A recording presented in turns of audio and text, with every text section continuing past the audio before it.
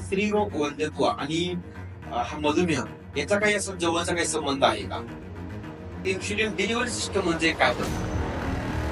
ही पेशंटची संख्या एवढ्या झपाट्याने का वाढत आहे? डायबिटीज मध्ये सुद्धा किती प्रकार असतात? डायबिटीज हा आजार आनुवंशिक आहे का? आणि जर तो असेल तर तो पूर्णपणे आपल्याला नियंत्रणात आणता येतो का? या व्यसनाधीनतेचं आणि डायबिटीजचा असा काही जवळचा संबंध आहे का? आणि डायबिटीज होऊच नाही यासाठी माणसाने एक हेल्दी लाईफस्टाईल जगण्यासाठी अशा काय गोष्टी केल्या पाहिजे, कशी लाईफ जगली पाहिजे, याबद्दल आपल्याला काय सांगता येईल? नमस्कार, मी अशोक बडे. आपलं सर्वांचं अहिल्यानगर अपडेट्समध्ये स्वागत. आरोग्य हा प्रत्येकाच्या जिव्हाळ्याचा आणि महत्त्वाचा विषय आहे. आज भारतामध्ये मधुमेहाचे प्रचंड प्रमाणात रुग्णसंख्या वाढत आहे. तसेच आज आपल्या अहिल्यानगर जिल्ह्यात सुद्धा मोठ्या प्रमाणावर संख्या वाढत आहे. हा आजार अलीकडच्या काळामध्ये तरुणामध्ये सुद्धा होत आहे आणि त्याच अनुषंगानं आपण आज तज्ज्ञ डॉक्टरांशी भेटणार आहोत. डॉक्टर नमस्ते. ह्या मधुमेहामुळं मानवाचं पूर्ण जीवनशैलीच प्रभावित होते. तर डॉक्टर साहेब, या मधुमेहाबद्दल आपल्याला काय सांगता येईल? नमस्कार, मी डॉक्टर गीते. मी डायबेटोलॉजिस्ट म्हणून साई मौली हॉस्पिटल अहमदनगर येथे कार्यरत आहे. मी मुंबई येथील नायर हॉस्पिटल, नंतर 7 हिल्स हॉस्पिटल अंधेरी मुंबई येथे कार्यरत होतो. त्यानंतर मी सिव्हिल हॉस्पिटल अहमदनगर येथेही इंटेन्सिव्हिस्ट आणि फिजिशियन व डायबेटोलॉजिस्ट म्हणून कार्यरत होतो. त्यानंतर मी माऊली हॉस्पिटल यामध्ये फिजिशियन, इंटेन्सिव्हिस्ट आणि डायबेटोलॉजिस्ट म्हणून काम पाहिलेलं आहे. त्यानंतर हे साई माऊली हॉस्पिटल मागच्या 3 वर्षापासून आम्ही पाईपलाईन रोड तुळजाभवानी मंदिरासमोर एक मोठं सुसज्ज, भव्य आणि मल्टीस्पेशालिटी हॉस्पिटल, इंटेन्सिव्हिस्ट म्हणजेच ICU स्पेशालिस्ट म्हणून मी कार्यरत आहे मागील 3 वर्षापासून साई माऊली हॉस्पिटलमध्ये. तर साई माऊली हॉस्पिटलमध्ये आम्ही हृदयरोगावर योग्य इलाज करण्यात यशस्वी झालेलो आहोत. त्याचबरोबर मेंदूरोग, त्यामध्ये लकवा, त्याचबरोबर फुफ्फुसावरील आजार, फुफ्फुसातील आजार, पोटाचे आजार, काही ऑपरेशन्स असतील आतड्याचे वगैरे, अपेंडिक्स, हार्निया हे ऑपरेशन्स आणि सर्व प्रकारचे क्रिटिकल पेशंट्स, त्यामध्ये विषबाधा, सर्पदंश किंवा काही विशेष प्रकारचे सिरियस पेशंट्स ज्यामध्ये ॲक्सिडेंट्स, पॉलिट्रॉमा, जे केसेस आहेत ज्यामध्ये हेड इंजुरी, मेंदूमध्ये रक्तस्राव होणे, हातपायांची मोडतोड, छाती मधील फासोळ्या तुटणे व त्याच्या संबंधित सगळे इलाज, किंवा ॲक्सिडेंटमध्ये पोटामध्ये रक्तस्राव होऊन एखादा अवयव निकामी होणे, या अशा सर्व आजारावर आम्ही आत्तापर्यंत इलाज करत आलेलो आहोत. तर डायबेटोलॉजी संदर्भात जर बोलायचं झालं, डायबिटिक्स म्हणजेच मधुमेह, जो भारतामध्ये आत्ता भारत हा मधुमेहाचं कॅपिटल म्हणून ओळखला जातो. कारण साधारणतः इन्सिडन्स रेट जो आहे तो ॲड ऑन जे केसेस होत आहेत पर इयर, सो ऑलमोस्ट 39%. जेवढ्या केसेस आहेत त्यामध्ये per year 39% approximately cases add होत आहेत. तो खूपच क्वाईट हाय, म्हणजे आपण बोलू की खूपच भयावह आकडा आहे. आणि प्रिव्हॅलन्स जो बोलतो आपण की टोटल नंबर ऑफ केसेस, तो सुद्धा ऑलमोस्ट पॉप्युलेशनच्या 8.9% हा प्रिव्हॅलन्स आहे. तर हा जी आकडेवारी आहे ती फारच भयावह आहे आणि आपण खूप वाईट दिशेकडे वाटचाल करत आहोत. साधारणतः 2045ला आपल्या इंडियामध्ये असा अंदाज आहे की 1 out of 3 म्हणजे प्रत्येक 3ऱ्या व्यक्तीला डायबिटीज, मधुमेह असेल, असा एक अंदाज बांधला जात आहे. डॉक्टर साहेब, पूर्वीच्या काळी एखाद्या गावामध्ये एखादंच डायबिटीजचे पेशंट असायचं, फार तर फार 2-3 असायचे. पण आजकाल गावातल्या एका वस्तीवरती 3-3, 4-4 पेशंट झालेत.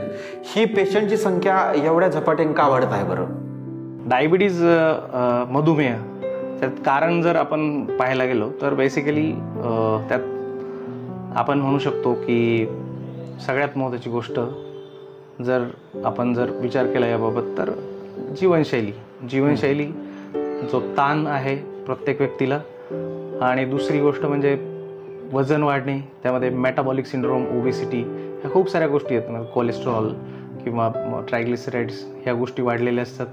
स्थूलता, सिडेंटरी लाईफस्टाईल, ज्यामध्ये आपण बोलू शकतो की आता आमचं उदाहरण घेतलं डॉक्टरांचं, तर डॉक्टरांना जी लाईफस्टाईल मेंटेन करता येत नाही बऱ्याच वेळा, कारण स्ट्रेस असतो, एक्झरसाईजला वेळ मिळत नाही, रात्री कॉल अटेंड करायला लागतात, त्यामुळे झोप होत नाही. हे सर्व आम्ही एक उत्तम उदाहरण आहोत की आम्हाला पुढे चालून डायबिटीज होऊ शकतो. हे असेच खूप सारे प्रोफेशनल्स जे आहेत, जे व्यावसायिक लोक आहेत, त्या लोकांना हा ताण असतोच.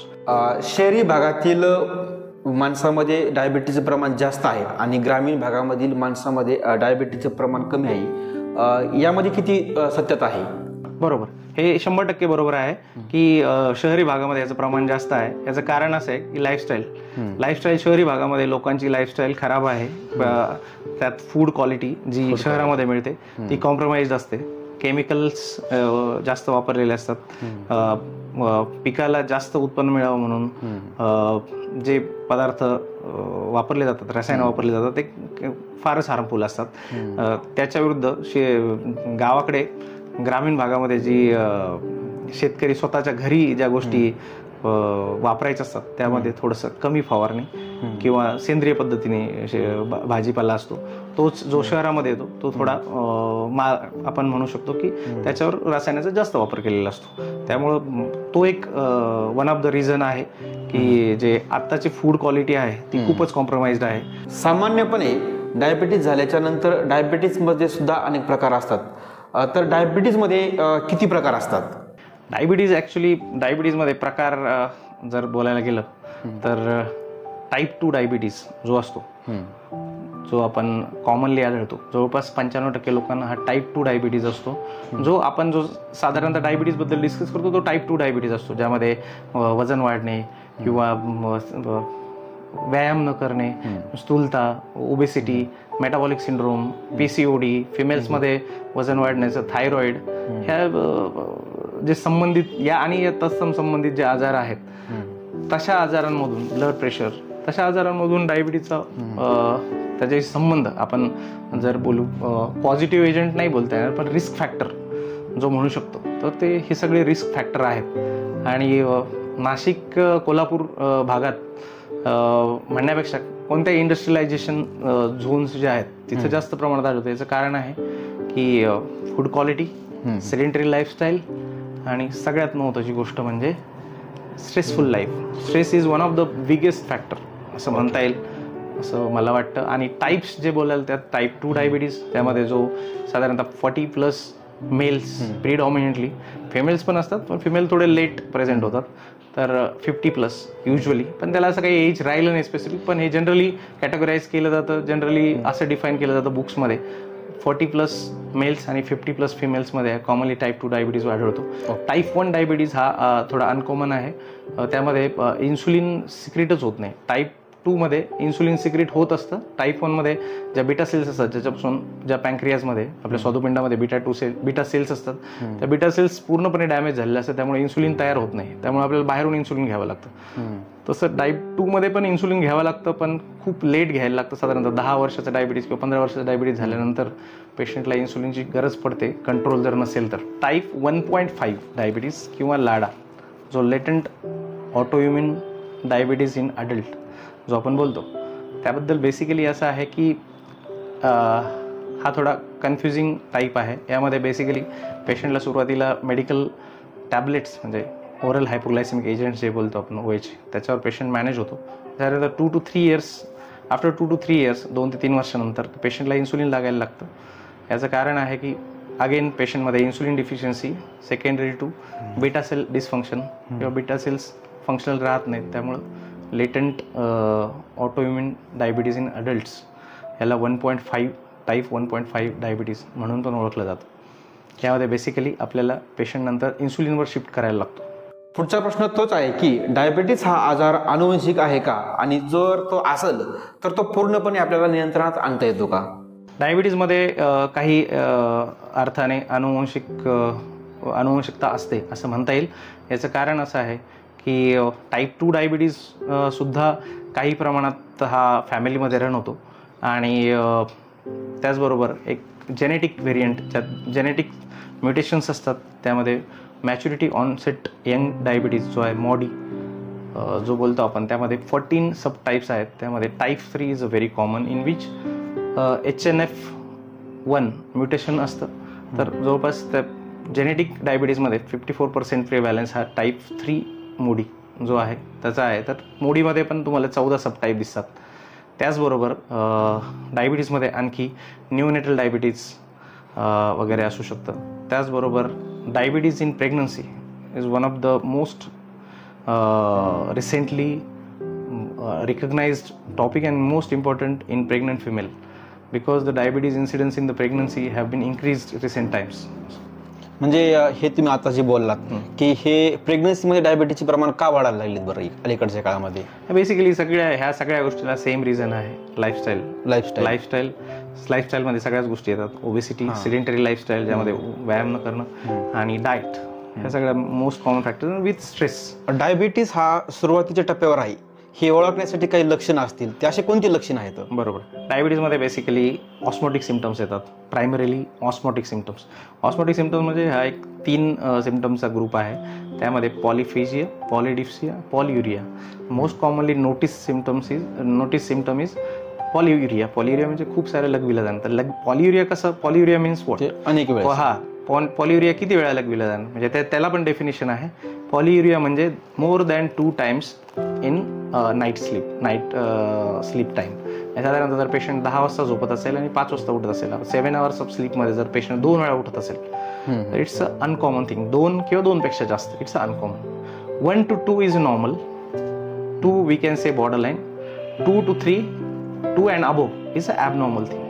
तर आपल्याला इव्हॅल्युएट करायला पाहिजे. त्याचबरोबर पॉलिडिप्सिया आणि पॉलिफिजियाचे सिम्पटम्स असतात. पॉलिडिप्सिया म्हणजे खूप सारी तहान लागणे आणि पॉलिफिजिया म्हणजे खूप सारं भूक लागणे.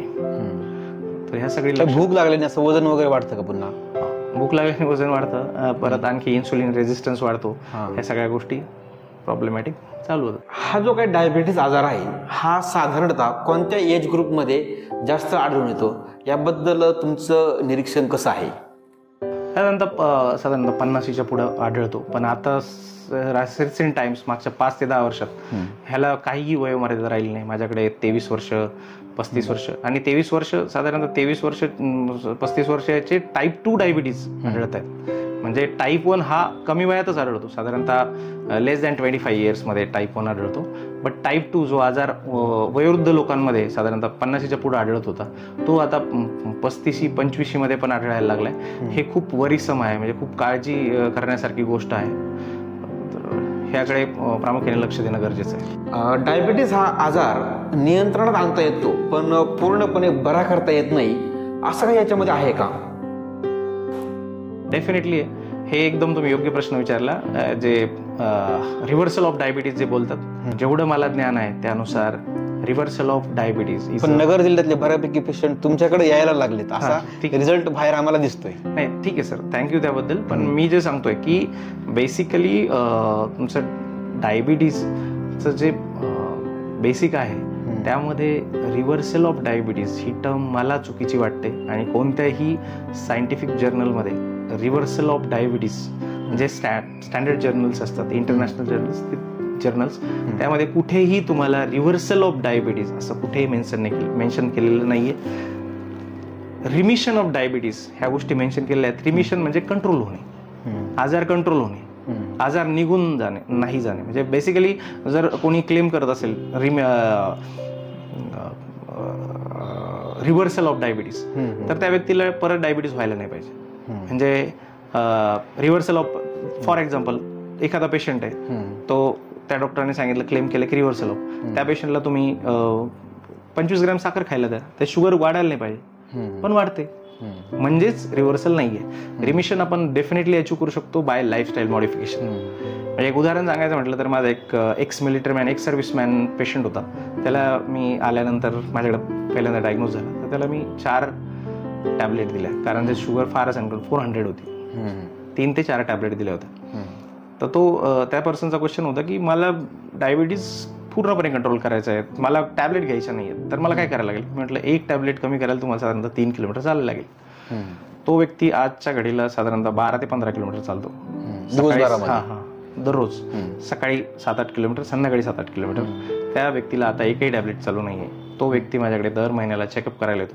राहुरी साईडचा पेशंट आहे, राहुरी फाट्याकडचा. तर बेसिकली मला हे सांगायचं आहे की तुम्ही एक्झरसाइज, डाएट आणि लाईफस्टाईल मॉडिफिकेशनने डायबिटीज, टाईप 2 डायबिटीज पर्टिक्युलरली, त्याच्यावर पूर्णपणे मात करू शकता. पण ते तुमच्या शरीरात ज्यावेळेस तुम्ही शुगर घ्याल, लाईफस्टाईल मॉडिफिकेशन सोडून द्याल, त्यानंतर परत तो येऊ शकतो. आजकाल जास्त तरुणांमध्ये सुद्धा डायबिटीजचे प्रमाण वाढले आणि तरुणांमध्ये व्यसनाधीनता सुद्धा जास्त प्रमाणात आहे. ह्या व्यसनाधीनतेचं आणि डायबिटीजचा असा काही जवळचा संबंध आहे का? व्यसनाचा डायरेक्ट संबंध डायबिटीजशी तेवढा येत नाही, but alcohol, probably alcohol, smoking हे जसे हृदयविकारासाठी खूप किंवा किडनी विकारासाठी खूप कारणीभूत आहेत, त्याच प्रकारे डायबिटीजसाठी सुद्धा थोड्याफार प्रमाणात कारणीभूत आहेत. बरं, असं म्हणतात की डायबिटीज झाल्याच्या नंतर किडनी खराब होते, हृदयावर ताण पडतो, अजून काही होतं. बरोबर. याच्यामध्ये किती सत्यता आहे बरं? बरोबर, डेफिनेटली. लॉंग टर्म जो साधारणतः 10 वर्षाच्या पुढे जर पेशंटनी व्यवस्थित साखर त्यांची ब्लड शुगर लेवल कंट्रोल केली नाही तर त्यांना किडनीचा विकार होऊ शकतो. त्यामध्ये त्याला आपण डायबिटिक नेफ्रोपॅथी म्हणतो. त्यामध्ये डायबिटीजचे जे फिल्टर युनिट असतं, ग्लोमेरुलस वगैरे, ते खराब होऊ शकतं. त्याचबरोबर किडनीच्या ज्या रक्तवाहिन्या आहेत त्या खराब होऊ शकतात. तर ह्या सगळ्या प्रॉब्लेम्स डायबिटीजमध्ये, डायबिटिक नेफ्रोपॅथीमध्ये होऊ शकतात. प्लस डायबिटीजमुळे डोळे खराब होऊ शकतात. साधारणतः 5 वर्षानंतर टाईप 2 डायबिटीजमध्ये डोळ्याचा प्रॉब्लेम, त्यामध्ये रेटॅनोपॅथीज असतात, तर किंवा CSMA जो मॅक्युलर इडिमा वगैरे, हे सगळे प्रॉब्लेम्स, कॅटरॅक्ट, म्हणजे कॅटरॅक्ट जो आपण मोतीबिंदू म्हणतो, तो काचबिंदू जो ग्लॉकोमा म्हणतो, तर हे सगळ्या गोष्टी डायबिटीजमुळे होऊ शकतात. डायबिटीज पेशंटमध्ये याचं प्रमाण वाढून जातं. याचं कारण असं आहे की पेशंटनी साखर कंट्रोल केली नाही. साखर कंट्रोल केली तर ह्या गोष्टी दूर ढकलल्या जाऊ शकतात. त्या 25 वर्ष ते 30 वर्ष डिले केल्या जाऊ शकतात. पेशंटचं HbA1c खूपच इम्पॉर्टंट आहे. HbA1c इन्व्हेस्टिगेशन हे प्राईम इन्व्हेस्टिगेशन आहे सध्या, जे केलं गेलं पाहिजे. पेशंट HbA1c वर आपल्याला क्लिअर कट कळते साखर कंट्रोल आहे की नाही. हे जे ऑर्गन इन्व्हॉल्वमेंट आहे, त्यामध्ये तुमचं लिव्हर असो, किडनी असो, हार्ट असो, डोळे असो, पायांच्या नसा असो, पायांच्या रक्तवाहिन्या असो, हे सर्व अवयव आणि सगळ्यात महत्त्वाची गोष्ट जे कॅमेऱ्यावर बोलू की नाही बोलू, हे मला थोडंसं हे वाटतं, बोललं पाहिजे. इरेक्टाईल डिसफंक्शन जे मेलमध्ये खूप कॉमनली होतं, त्यांना संबंध करण्यासाठी प्रॉब्लेम्स होतात, हे पण डायबिटीजमध्ये होऊ शकतं. याचं प्रमुख कारण असं असतं की जी ब्लड व्हेसल आहे to the male organ is very small आणि ती ब्लॉक होण्याची शक्यता असते बिकॉज ऑफ शुगर कंट्रोल जर व्यवस्थित नसेल तर. डायबिटीजच्या उपचार पद्धतीमध्ये पूर्वी असणाऱ्या डायबिटीस उपचार पद्धती आणि आत्ताच्या अलीकडच्या काळामध्ये असलेल्या डायबिटीस उपचार पद्धती यामध्ये कसा फरक आहे बरं? नाही सर, खूप यामध्ये प्रचंड प्रमाणात ॲडव्हान्स गोष्टी आलेल्या आहेत, टेक्नॉलॉजीज आलेल्या आहेत, जे आम्ही नगरमध्ये मी आल्यानंतर बऱ्याच वेळा आणि माझे बरेच सारे फेलो कलिग्ससुद्धा कंटिन्युअस ग्लुकोज मॉनिटरिंग नावाची सिस्टीम किंवा इन्सुलिन डिलिव्हरी सिस्टीम ज्या आहेत त्या सध्या वापरत आहेत. Which is very quite advance thing in diabetes nowadays. त्यामध्ये आपल्याला पेशंटचं शुगर ही कंटिन्युअसली 15 दिवस दररोज दर मिनिटाला आपण चेक करू शकतो. त्यामुळे आपल्याला कंट्रोल करू शकतो पेशंट. साधारणतः ICUमध्ये किंवा OPD बेसिसवर ज्या पेशंटचं शुगर अजिबात कंट्रोल नाही आहे, ज्यांची शुगर 300-400 फ्लक्च्युएशन्स ऑफ शुगर खूप आहे, किंवा ज्या पेशंटला शुगरचं फ्लक्च्युएशन जास्त आहे, जसं की सकाळी 50च होते, दुपारी 400 होते, अशा लोकांना CGMचा फायदा होऊ शकतो. आणि ICUमध्ये, कारण ICUमध्ये क्रिटिकल पेशंट्स असतात, इन्फेक्शनचे वगैरे पेशंट, किंवा हार्ट अटॅक बरोबर शुगर आली आहे, किंवा डायबिटिक किटोसिडोसिस किंवा हायपरकिटोटिक हायपरऑस्मोलर HSS जी कंडिशन असते, हायपरकिटोटिक हायपरऑस्मोलर कोमा, ह्या कंडिशन्समध्ये आम्हाला शुगर मॉनिटर करताना CGMचा चांगला वापर होतो. डायबिटीसमुळं खूप गुंतागुंती वाढू शकतात आणि डायबिटीस होऊच नये यासाठी माणसाने एक हेल्दी लाईफस्टाईल जगण्यासाठी अशा म्हणजे काय गोष्टी केल्या पाहिजेत, कशी लाईफ जगली पाहिजे, याबद्दल आपल्याला काय सांगता येईल बरं? बरोबर. यात मी थोडंसं आणखी कंटिन्यू करेल. यामध्ये choice of medicine is very important, along with तुमचं डाएट आणि एक्सरसाइज खूपच जास्त इम्पॉर्टंट आहे.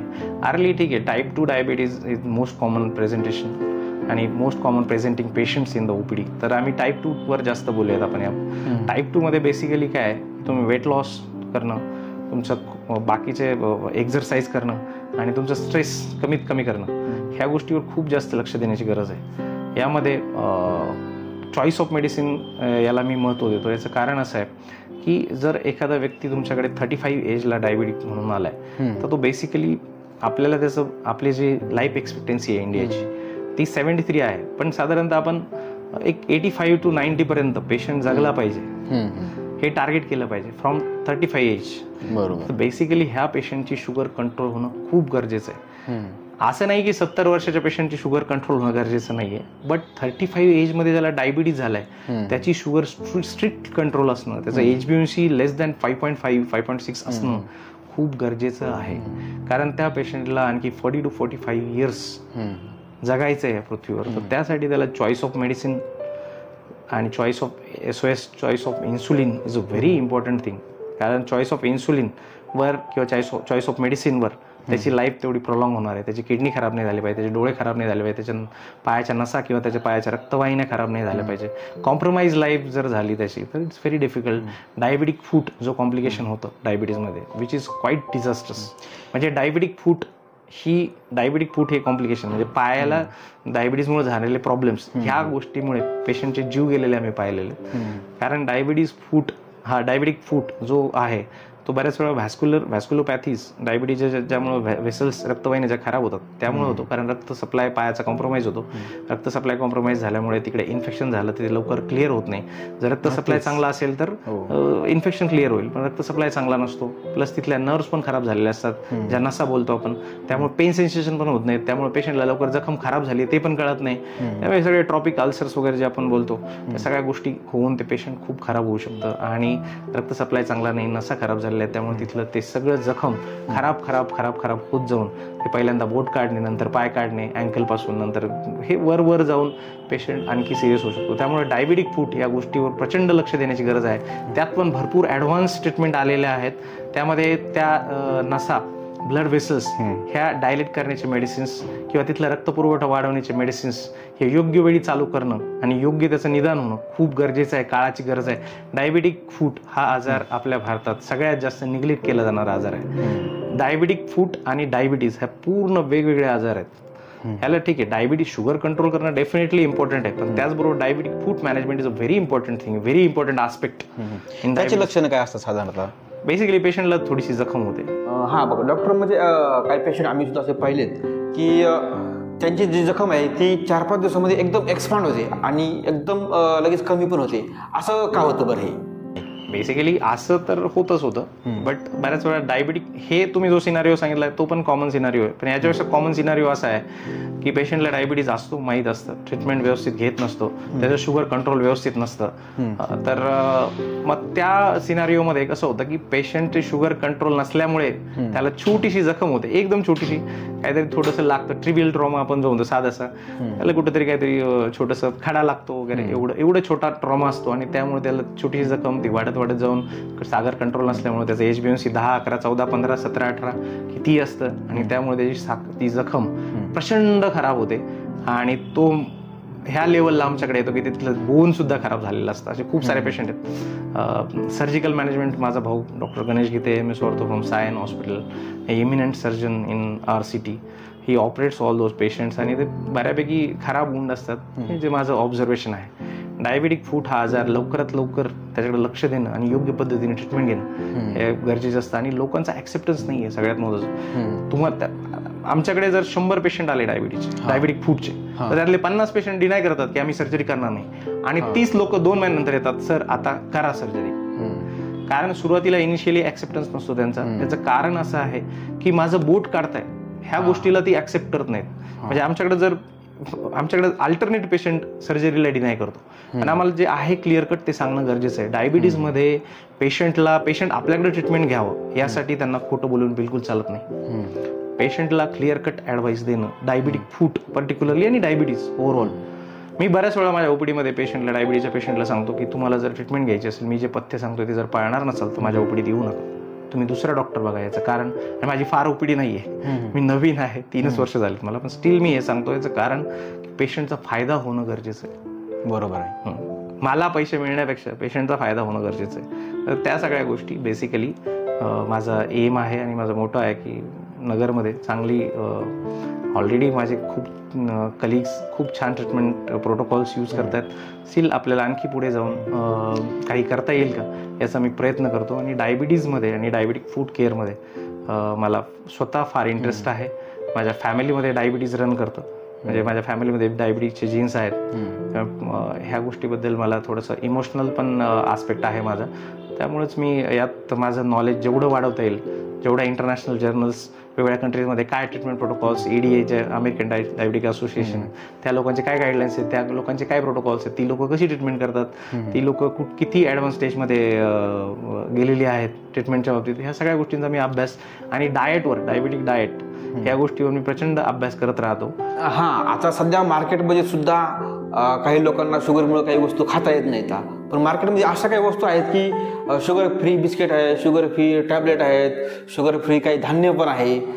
ह्या काही प्रॉडक्टमध्ये असं काही खरंच तेवढी सत्यता आहे का? मला जर विचारलं, मला त्याचा जेवढा अभ्यास आहे त्या प्रॉडक्टचा, तर यातले जवळपास 95% प्रॉडक्ट्स हे फेक आहेत. आणि याच्यावर आपण खूप भाळला जातो. कोणीतरी सांगतं की माझ्या काकांनी ते औषध घेतले होते, त्याचं असं झालं, ते फरक पडला, ते घेतात. माझ्याकडे खूप सारे पेशंट येतात. काहीतरी मला आयुर्वेदिक मेडिसिनला असं निगेटिव्ह बोलायचं नाही आहे, बट काहीतरी मेडिसिन्स घेतले, ड्रग्स घेतले, औषधं घेतली आणि त्या पेशंटचं शुगर एकदम खराब लेवलला 300, 350, 400पर्यंत त्यांचं क्रिएटिनिन वाढलेलं असतं. त्यांचे पायाचे प्रॉब्लेम्स, नसांचे प्रॉब्लेम्स, डोळ्यांचे प्रॉब्लेम्स झालेले असतात आणि एकदम कॉम्प्लिकेटेड फेजला येतात. कारण ते एका खोटी खुशी ज्याला म्हणू आपण, त्यामध्ये असतात की मी मेडिसिन घेतोय, बट त्यांची साखर कंट्रोल नसते अजिबात. काही प्रोडक्ट्स डेफिनेटली चांगले आहेत, पण त्याचं सायंटिफिक ॲनालिसिस होणं किंवा त्याचं स्टडी जे आपण थेरॉपॅटिक ड्रग मॉनिटरिंग, आणि ते खरंच ते तितके इफेक्टिव्ह आहेत का, त्यांच्यात ते ड्रग ट्रायल झालेले आहेत का. जे ऑलोपॅथिक मेडिसिन्स आहेत, मी बोलत नाही की allopathic medicines are the best medicines, but every allopathic medicine goes under trial for 20 years, almost 15 to 20 years, and after that it's released in the market. त्यामुळे त्याच्या जे स्टडीज झालेल्या असतात त्या सगळ्या गोष्टी, इन्सुलिन किंवा ते डायबिटीजचे मेडिसिन्स आहेत. Definitely allopathic medicines have lot of side effects, but you have to manage those side effects. आणि ते कोणत्या व्यक्तीला कोणतं मेडिसिन दिलं पाहिजे, काय कशा पद्धतीने, त्याची कॉस्ट ॲनालिसिस, ह्या सगळ्या गोष्टी करून आपण करू शकतो. पण असं नाही आहे की ॲलोपॅथिकच इफेक्टिव्ह आहेत किंवा आयुर्वेदिकच इफेक्टिव्ह आहेत. बट जे फेक मार्केट आहे, प्युअर आयुर्वेदिक ट्रीटमेंट जे देतात ती लोक खूप प्रचंड चांगलं काम करतात. बट जी काही आयुर्वेदिक कन्सेप्टच्या खाली किंवा होमिओपॅथिक कन्सेप्टच्या खाली काही मेडिसिन्स देतात, fake medicines, that is quite disastrous for the patient. हा, म्हणजे ते कोणत्या प्रकारचे टेस्ट करत नाहीत, कोणत्या प्रकारचं आहे याचं पण काही डायग्नोसिस होत नाही. आणि मग फक्त कुठेतरी माउथ पब्लिसिटीने यांनी केलं त्यांनी केलं मग तुम्ही पण करा असं होतं. मग असं काही केल्याने परत त्याचा काही शरीरावरती परिणाम होतो का? डेफिनेटली. माझ्या इकडे एक पेशंट आलं होतं, प्रिन्सिपल होते, मला गाव आठवत नाही त्यांचं. त्यांनी माझ्याकडे ट्रीटमेंट घेतली 1 वर्षभर. त्यांना छान वाटलं, फरक पण पडलेला होता. त्यांना कोणीतरी आयडिया दिली की आपल्या इकडे तिकडे गावाला तिकडे असं औषध मिळतं, त्याचे 4 ड्रॉप घ्यावं लागतं, 2 ड्रॉप घ्यावं लागतं, असं काहीतरी होतं बेसिकली. ते पेशंट 1 वर्षानंतर माझ्याकडे आलं, त्यावेळेस त्याची शुगर भयानक लेवलला अनकंट्रोल होती. त्यांचं HbA1c मला स्टील आठवतं 14, शुगर त्यांची 350+, आणि पेशंटला डायबिटिक न्यूरोपॅथी, त्यांची डायबिटिक नेफ्रोपॅथी, क्रिएटिनिन वॉज 3.8 त्याच्या आसपास. जे की क्रिएटिनिन म्हणजे किडनीची सूज, जी 3.8 म्हणजे खूप जास्त झाली. 1.5 पर्यंत नॉर्मल मानतो आपण, तर 3.8 पर्यंत गेली होती. ह्या सगळ्या गोष्टी, प्रॉब्लेम्स त्या पेशंटला जाणवले. आपल्याला म्हणजे पहिलं असं होतं की 40-45 नंतर डायबिटीजचे पेशंट असायचे, त्यांना डायबिटीस व्हायचा. पण आता असं झालंय की अगदी 2-2 वर्षाच्या मुलाला सुद्धा डायबिटीस असल्याचं निदान व्हायला लागलंय. हा कोणत्या प्रकारातला डायबिटीज असू शकतो?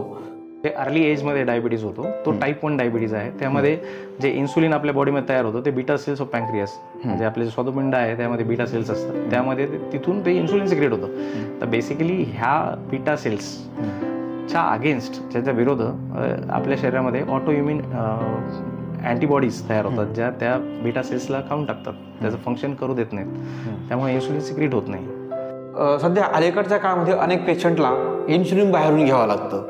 ही इन्शुलिन डिलिव्हरी सिस्टम म्हणजे काय बरं? GAD65 अँटीबॉडीज किंवा आयलेट सेल अँटीबॉडीज किंवा अशा खूप साऱ्या अँटीबॉडीज आहेत, त्या त्यांच्या विरुद्ध काम करतात आणि त्या बीटा सेल्सला खराब करतात आणि त्यामुळे तिथे टाईप 1 डायबिटीज होतो.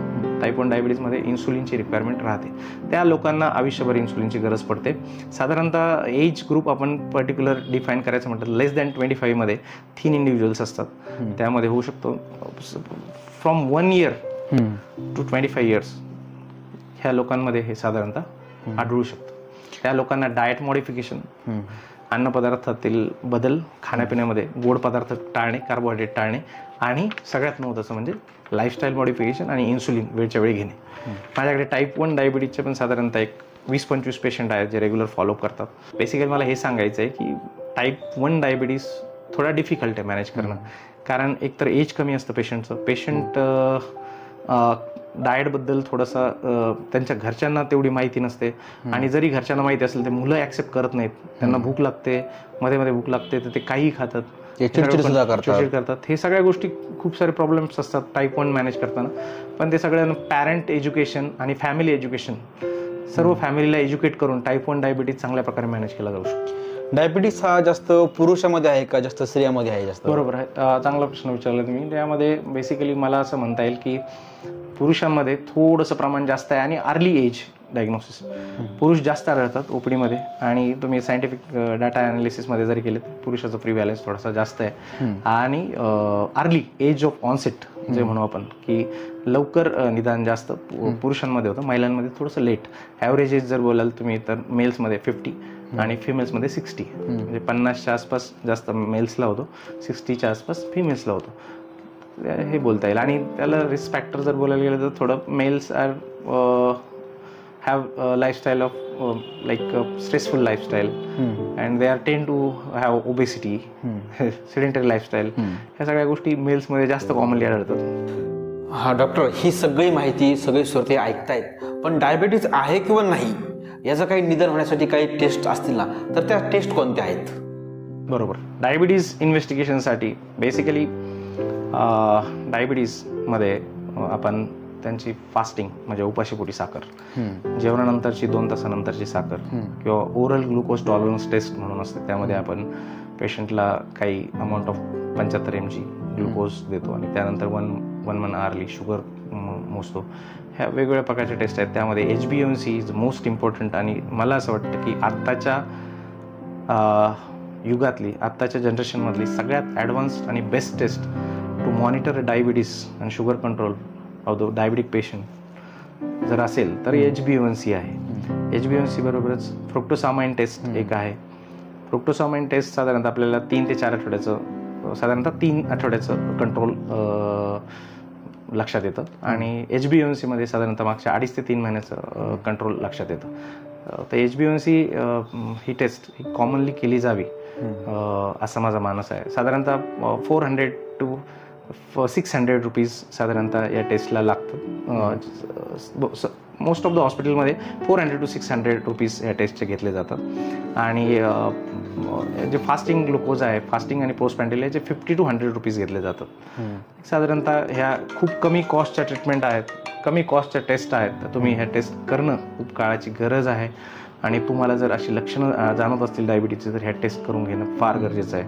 कदाचित फास्टिंग आणि PP म्हणजे जे जेवणा अगोदर आणि जेवणानंतरची 2 तासानंतर शुगर आहे ती कधी कधी तुम्हाला नॉर्मल येऊ शकते, पण HbA1c मध्ये ॲबनॉर्मॅलिटी येऊ शकते. तर HbA1c is most accurate test to diagnose diabetes असं मला म्हणता येईल. मॉनिटरिंगमध्ये तुम्ही नंतर फास्टिंग PP हे वापरलं जाऊ शकतं, बट आयडियली मॉनिटरिंगमध्ये सुद्धा HbA1c you can monitor every 2 monthly or some physicians monitoring it monthly as well.